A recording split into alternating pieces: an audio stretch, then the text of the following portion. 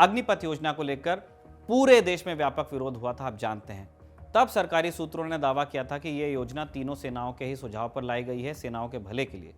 लेकिन जनरल नरवणे की किताब अलग ही कहानी बयान करती है। वो लिखते हैं कि उन्होंने बहैसियत सेनाध्यक्ष प्रधानमंत्री कार्यालय में हुई पहली कुछ बैठकों में जनरल बिपिन रावत के टूर ऑफ ड्यूटी वाले आइडिया को ही आगे बढ़ाया था।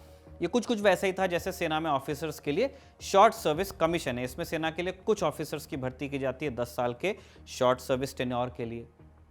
तब यह विचार था कि जो टूर ऑफ ड्यूटी होगा वो आर्मी के लिए होगा। जिस तरह से ऑफिसर्स को 10 साल के लिए लेते हैं, एनलिस्टेड में भी एक्सपेरिमेंट करेंगे। लेकिन प्रधानमंत्री कार्यालय का मानना था कि न सिर्फ सेना का पूरा ही इनटेक अग्निपथ से होगा, टूर ऑफ ड्यूटी कुछ सैनिकों के लिए था, बल्कि अब इसमें वायुसेना और नौसेना भी शामिल होंगे। तो ये हुआ तो मामला जनरल बिपिन रावत के हाथ में चला गया, क्योंकि अब ये एक ट्राई सर्विस मैटर था। सेना बस इसमें सबसे आगे थी। तो जनरल नरवणे की जगह अब बात होगी जनरल बिपिन रावत से। जनरल नरवणे लिखते हैं कि सेना इस घटनाक्रम से बिल्कुल हैरान हुई, लेकिन नौसेना और वायुसेना के लिए ये एक अप्रत्याशित झटके की तरह था। बकौल जनरल नरवणे, उन्हें अपने साथियों वायुसेना अध्यक्ष एयर चीफ मार्शल आर.के.एस. भदौरिया और नौसेना अध्यक्ष एडमिरल करमबीर सिंह को समझाना पड़ा कि उन्होंने पीएमओ को जो प्रपोजल दिया था वो फौज को लेकर था, आर्मी को लेकर था, और ये जो नौसेना और वायुसेना पर स्कीम लागू करने की बात है उससे सेना भी हैरान ही है। अग्निपथ योजना को लेकर कुछ और खुलासे इस किताब में थे। जैसे शुरुआत में प्रस्ताव था कि तनख्वाह 20,000 हो, लेकिन तीनों सेनाओं ने प्रतिवाद किया, तब तनख्वाह 30,000 की गई। पहले स्कीम 5 साल के लिए थी। डिपार्टमेंट ऑफ मिलिट्री अफेयर्स भी यही चाहता था, लेकिन प्रधानमंत्री कार्यालय चाहता था कि 3 साल बाद आधे अग्निवीर सेवा में रखे जाएं, आधे बाहर किए जाएं, और फिर 2 और साल बाद यानी टोटल 5 साल बाद 25% को सेना में पक्की नौकरी मिले। तो इस तरह जो इफेक्टिव रिटेंशन था 5 साल बाद वो 25% ही हो जाता। जबकि तीनों सेनाओं का कहना था कि शुरुआती 3 साल में से 1 साल जो होगा वो रिक्रूट की ट्रेनिंग और फिर उसके डिस्चार्ज या रिटेंशन में चला जाएगा। मतलब इफेक्टिव सर्विस उसकी 2 साल बचेगी।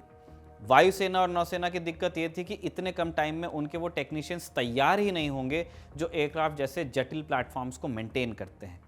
तब बीच का रास्ता निकला कि न 5 न 3, 4 साल और सिंगल रिटेंशन या डिस्चार्ज होगा। कितने रिटेन किए जाएं और कितने डिस्चार्ज, इसे लेकर भी बहस थी। सेना चाहती थी 75% जो रिक्रूट्स हों वो पक्के हों, 25% डिस्चार्ज हों। डिपार्टमेंट ऑफ मिलिट्री अफेयर्स चाहता था कि आधे पक्के हों, आधे डिस्चार्ज हों, लेकिन पीएमओ वाले फॉर्मूले में 75% को बाहर किया गया, 25% को पक्का, और अंत में यही लागू भी हुआ। जून 2022 में जब अग्निपथ योजना लागू हुई तब जनरल बिपिन रावत इस दुनिया में नहीं थे। उनकी जगह नए सीडीएस का ऐलान भी नहीं हुआ था। पूरे देश में व्यापक प्रदर्शन और आगजनी हुई। तब सेनाओं की तरफ से उम्र में 1 टाइम रिलैक्सेशन दिया गया। इसके बाद से अग्निपथ योजना वैसे ही चल रही थी जैसे तय हुआ था। 4 साल नौकरी के बाद 75% बाहर, 25% पक्के। बार बार कहा गया है कि इसमें बदलाव लाएंगे, लेकिन अभी तक के पक्की जानकारी नहीं है कि एग्जैक्टली बदलाव कब से लागू होंगे या वो बदलाव कौन से होंगे। दिसंबर 2023 में जब 4 स्टार्स ऑफ डेस्टिनी के अंश छपने लगे तब सरकार असहज हुई, क्योंकि जो अंश मीडिया को मिले थे उनसे लगता था कि अग्निपथ पीएमओ का आइडिया था। ये सरकारी सूत्रों के उस दावे के विपरीत था कि अग्निपथ तो तीनों सेनाओं की सलाह पर लाई गई स्कीम थी, इससे युवाओं को मौका मिलने वाला है।